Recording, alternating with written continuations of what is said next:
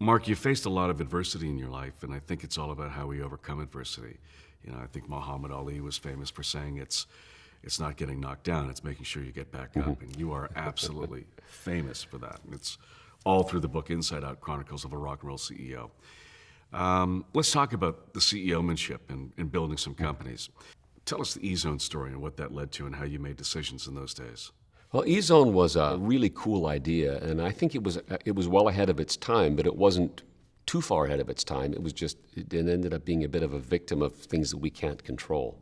I'd been one of the co-founders of this company, and basically the idea was we would put video screens in front of cardio equipment in health clubs. The concept being that people were captive when they were on that particular piece of equipment, and so they wanted to watch TV. They had their own personal screen, but we would give them 4 commercials targeted at their demographic. Pre-roll. Pre-roll, exactly. Which is, weirdly enough, how the whole that's how advertising is sold today. Yeah. You get a video and it says you can skip this in 4 or 5 seconds, but you guys were doing that back in the 90s before everyone's doing it today. Yeah, it was quite a challenge to get people to understand this model. We run that ad, we know that person saw it. So we know they were on the treadmill, they had to log on to do that. So Ezone was screaming down the tracks and growing leaps and bounds. We had 450 employees in 12 cities in America. We'd raised $120 million plus from some of the biggest financial institutions in North America.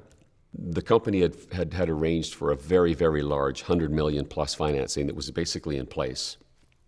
And our financial team flew down to Toronto on a Sunday, and the next morning woke up and the markets cratered. And I had been very concerned about this in the months leading up to it, really seeing this massive burn that we were going through every month. And my feeling was that we should probably pull the reins in a little bit. But there were 19 people on the board at this point, and they were some extremely wealthy. You know, there were egos the size of Manhattan on this board. And so I had to give in and let it take the course it was going to run. But when this happened, it was basically over within 4 months.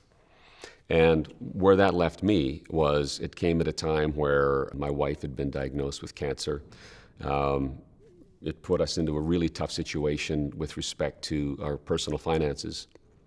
And so I was offered a gig on a TV series called Smallville.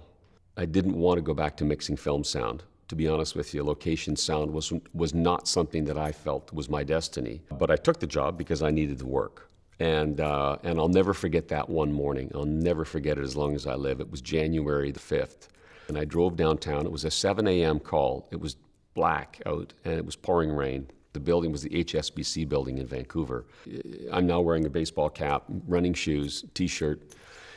And I remember I felt very humiliated, and I felt that I had really failed because Ezone was gone, and I had for 6 or 7 years we had been building this company, and it was over like that.